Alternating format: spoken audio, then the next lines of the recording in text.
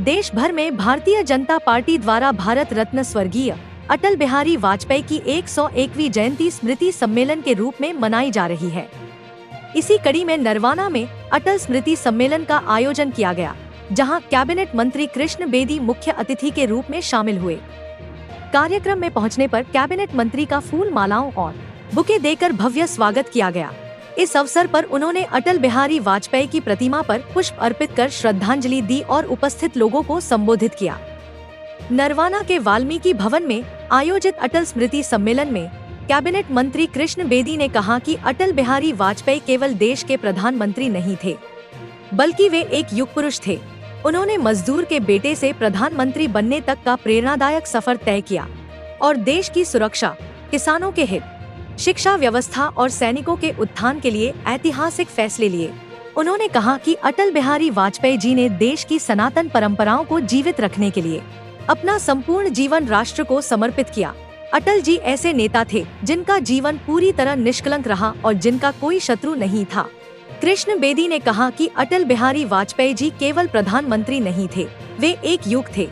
देश की सुरक्षा से लेकर किसान, मजदूर, शिक्षा और सैनिकों तक उन्होंने हर वर्ग के लिए काम किया। हम सभी को उनके आदर्शों और पदचिह्नों पर चलने का संकल्प लेना चाहिए। कैबिनेट मंत्री कृष्ण बेदी ने यह भी कहा कि नरवाना शहर में अटल बिहारी वाजपेयी के नाम पर पार्क, सड़क या प्रतिमा स्थापित करने को लेकर चर्चा की जाएगी, ताकि आने वाली पीढ़ियां उनके योगदान को हमेशा याद रख सकें। अटल स्मृति सम्मेलन पूरे देश भर में भारतीय जनता पार्टी संगठनात्मक तौर पर भी और सरकार के तौर पर भी पूरे देश में इसको 101वीं जयंती को मना रहे हम। और देश के केवल प्रधानमंत्री नहीं थे, एक युग पुरुष थे अटल बिहारी वाजपेयी।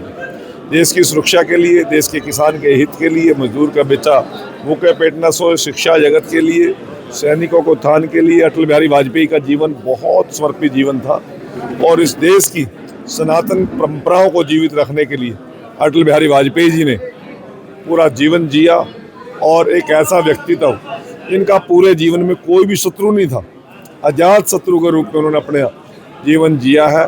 ऐसे सर्वश्रेष्ठ नेता को सत सत नमन करते हुए उनके आदर्शों पर, उनके पद चिन्हों पर चलने का हम प्रयास करें, ऐसी आज हमारी सोच है। हमारे नरवाना के अंदर भी अटल जी के नाम पर कोई पार्क या अटल जी के नाम पर कोई सड़क का नाम और स्टैचू लगाने का भी हम शुरुआत करेंगे।